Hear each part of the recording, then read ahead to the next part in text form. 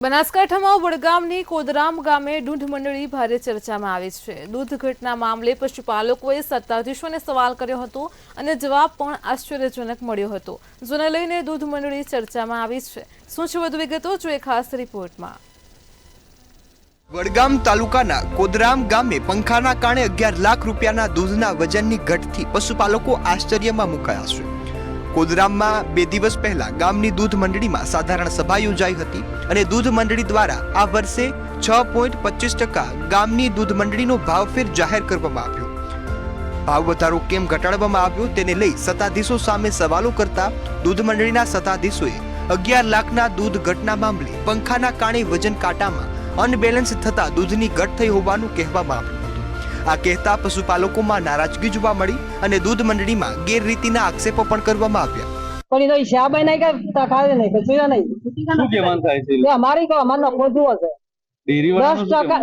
Dairy વાળા તો કોઈ બોલતા જ નથી, એ તો કોઈ બોલતા જ નથી।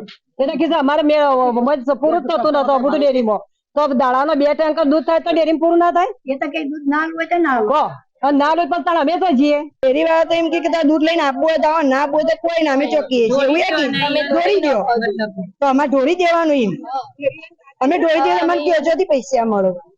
કે આનો મતલબ એ જ છે કે અમને નફો આલો, અમારે બીજું કોઈ નહીં। નફો નહીં મળે તો શું કરશો? નફો ના મળે તો એ યોને જોવાનું, એ બધું એક કાર્યવાહી આગળ હેડશે એ તો પછી શંકરભાઈ સુધી ડેરી સુધી કાર્યવાહી હેડવી જુઓ। 12 મહિનાની મજૂરી કરીએ અને 12 મહિનાની આશાએ બેઠો હોય ને એમ કી કમી નફો નફાના ટાઈમ વાતો કરતા હોય ગમે 12% 10% નફો આલશું, નફાના ટાઈમ 6% નફો આલે એ તો ના પોહાય। પછી એનો બાપ દાદાનો ધંધો હોય એ રીતે ડેરીમાં બધું ચાલવું, 11 લાખનું દૂધ પંખા પીઝાના ખર્ચો આમ થયો તેમ થયો, એ તો પછી હિસાબ આપવો પડે।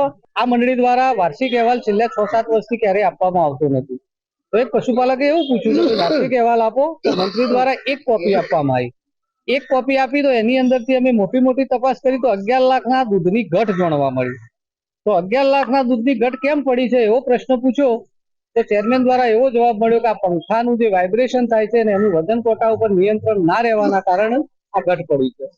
હવે વિચાર કરો કે અમારી મંડળી દિવસનું 20,000 લીટર દૂધ ભરાવે છે અને 11 લાખની ઘટ પડતી હોય તો થાવર જેવી નંબર 1 મંડળી છે એની અંદર તો મોટી ઘટ હોવી જોઈએ।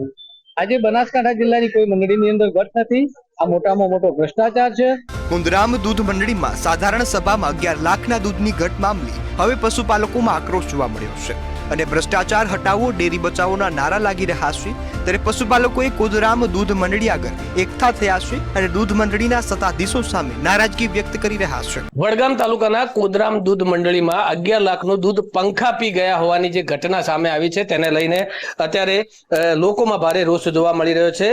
મહત્વની વાત એ છે કે બનાસકાંઠાની બનાસ ડેરીમાં વડગામ તાલુકાની 3 જે મંડળીઓ હતી તેમાં સૌથી મોખરે કોદરામ દૂધ મંડળી હતી। જોકે 11 લાખ રૂપિયાના દૂધ પંખાના કારણે ઘટ્યું હોવાની જે ઘટના સામે આવી છે તેને લઈને અત્યારે ગામજનોમાં રોષ જોવા મળી રહ્યો છે। ત્યારે હવે ગામજનોની એક જ માંગ છે કે આ મામલે તટસ્થ તપાસ કરવામાં આવે અને જો આ મામલે તટસ્થ તપાસ નહીં થાય તો આગામી સમયમાં બનાસ ડેરી કે ગાંધીનગર સુધી જવું પડશે તો જઈશું, પરંતુ જે પ્રકારે 11 લાખ રૂપિયાના દૂધની ઘટ આવી છે તેની તપાસ કરવા માટે અત્યારે તો પશુપાલકો માંગ કરી રહ્યા છે।